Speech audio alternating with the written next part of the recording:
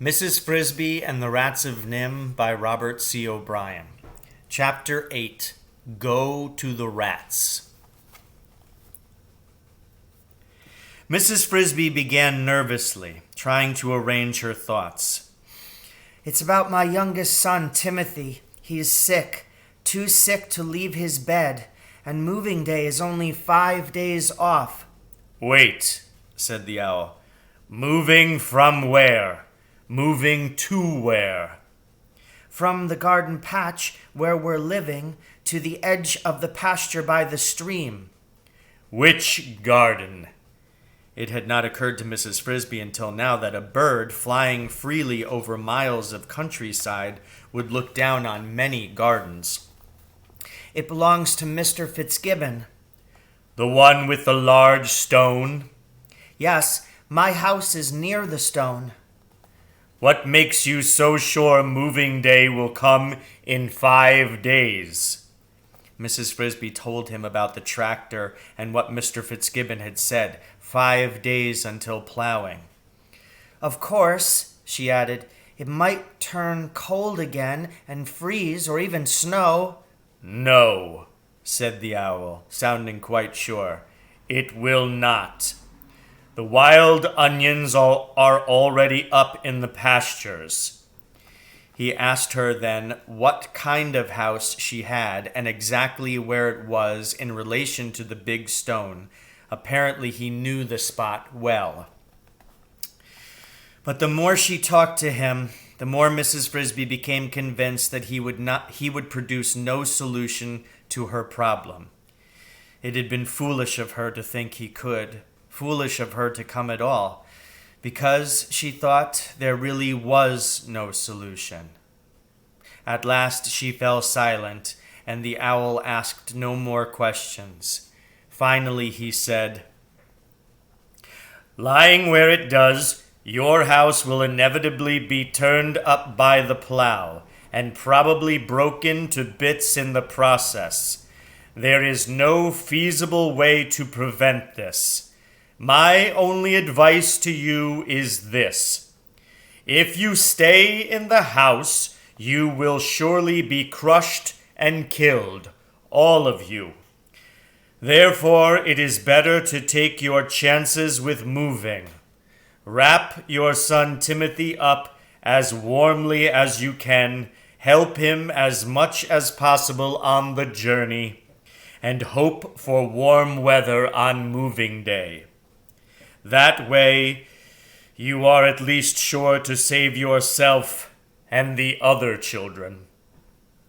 The owl paused, turned away from her, and looked again at the entrance to his hollow. The patch of light it emitted was growing steadily dimmer. And now, if you will excuse me, the night is falling, and I have no more time to spare. I regret that I cannot give you a more satisfactory solution to your problem. Good evening, Mrs. He paused. I don't believe you told me your name. Mrs. Frisby. The poor mouse spoke with a sob in her throat, for the owl had said exactly what she feared he would say, and she had no real hope for Timothy. The owl had said, in effect, either Timothy alone must die, or they must all die together.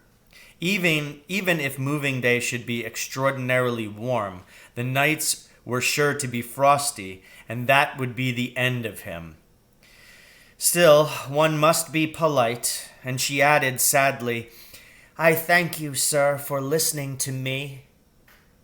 But at the mention of her name, an extraordinary change had come over the owl. He turned back to face her again and stared at her most intently. Indeed, he gave an agitated flutter of his wings and half flew, half hopped closer to her, bending forward until his great sharp beak was only a few inches from her face. Mrs. Frisby shrank back in fear. What had she done wrong? Did you say Mrs. Frisby? Yes, you asked my name. Related to Jonathan Frisby? Yes, he was my husband. He died last summer. He was Timothy's father. But how did you know about him?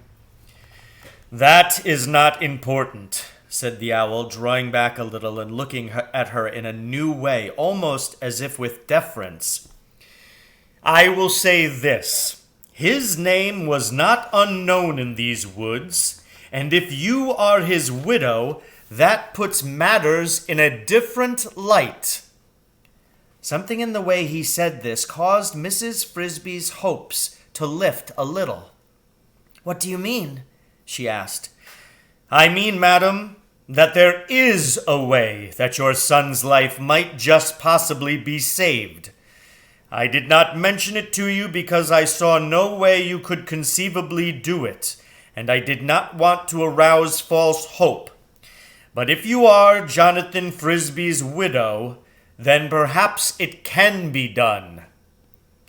I don't understand it all, said Mrs. Frisby. What is this thing?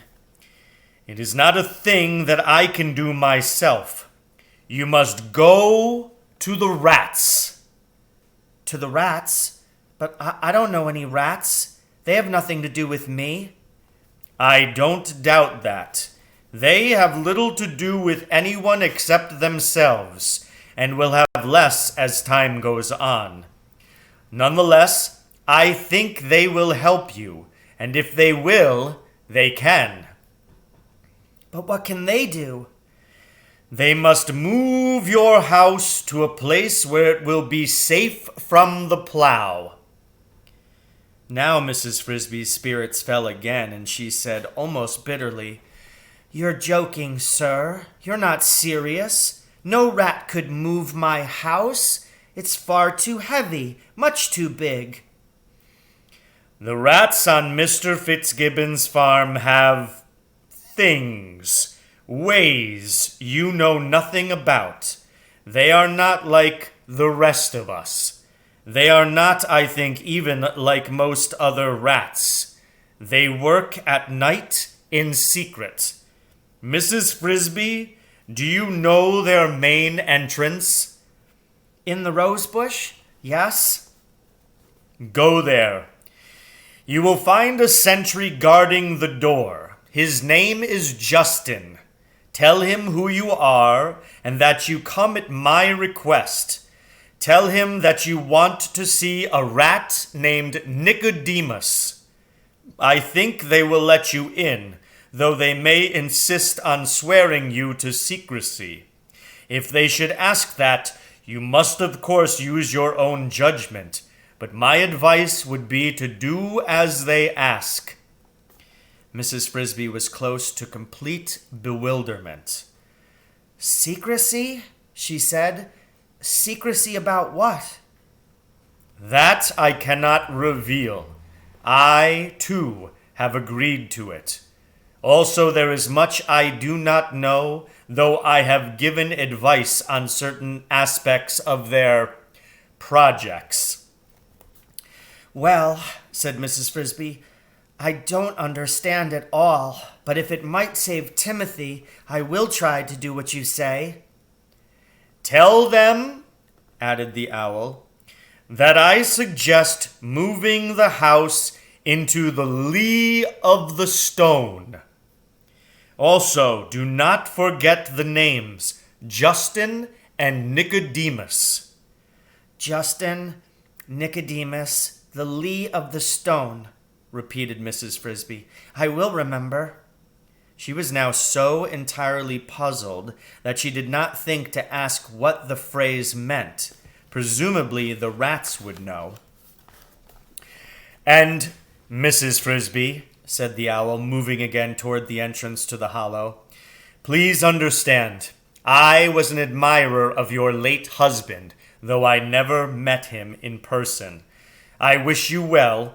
I hope your son's life can be saved. You see, I can understand your particular need, for I face a similar problem. You, said Mrs. Frisby, But you have no moving day. I have lived in this tree, in this same hollow, the owl said, for more years than anyone can remember. But now when the wind blows hard in winter and rocks the forest, I sit here in the dark, and from deep down in the bole, down near the roots, I hear a new sound. It is the sound of strands of wood creaking in the cold and snapping one by one. The limbs are falling. The tree is old and it is dying. Yet I cannot bring myself after so many years to leave, to find a new home and move into it, perhaps to fight for it. I too have grown old.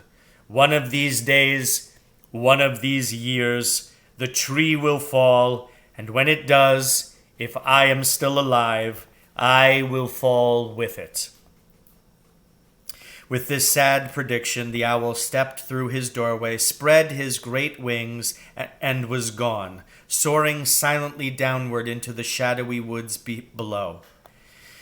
Mrs. Frisby followed him out onto the limb. To her relief, Jeremy was still waiting where she had left him, though not very patiently. "We must hurry," he said. "It's almost dark. I'm not supposed to be out so late."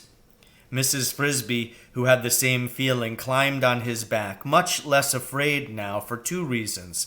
First, she was getting used to air travel. Second, since the woods below them were dark, she could no longer see how far away the ground was. "He talked to you for a long time," said Jeremy as they flew. Did he tell you anything that'll help?"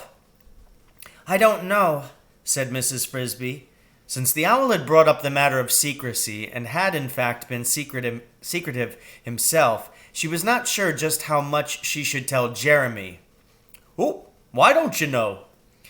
"I mean, he told me some things, but I don't know whether they'll help me or not." She decided to counter with a question of her own. "What does 'in the lee' mean?" Jeremy, being like all birds knowledgeable about the wind, knew the answer to that. "Oh, it means the calm side. The side the wind doesn't blow from. When there's a strong wind, you fly up to the barn from the lee, so you don't get bashed into the wall. My father taught me that." "I see," said Mrs. Frisby, and she became more puzzled than ever. What had the wind to do with it? "He told me," she said finally, deciding it could do no harm, "to go and see the rats." "The rats?" Jeremy was startled. "But they don't have anything to do with us." "I know, but he thought they might help." "What could they do?" "He thought they might move my whole house. But how could they do it? I can't imagine." Oh, I don't doubt they could," said Jeremy. "Everyone knows, at least all the birds know, that the rats can do things. They're up to something. Nobody's quite sure what. For one thing, they're building themselves a new house, way back in the woods, over the mountains. They've even made quite a big clearing near it. I'd show you, but it's too dark now. They used to carry food like the rest of us, but now we see them with other things. Pieces of metal and bits of machinery and things I can't even recognize. They take them into that rose bush and whatever happens to them, I don't know. But the owl knows more than most. I expect he's had some dealings with them. Just the same, I've never heard of their helping anybody but themselves." "Neither have I, but I'm going to ask them anyway. There isn't anyone else to ask." By the time they reached the garden, it had gone almost completely dark, and Jeremy could not linger. "Good night, Jeremy," said Mrs. Frisby, feeling almost affectionate toward the crow. "Thank you for taking me and waiting to bring me back." "Oh, you're welcome," said Jeremy. "If you need me again, just ask. After all, if it weren't for you, I wouldn't be here to ask." And he flew off into the darkness, the last crow to get home that night. So ends Chapter 8, Mrs. Frisby and the Rats of NIMH.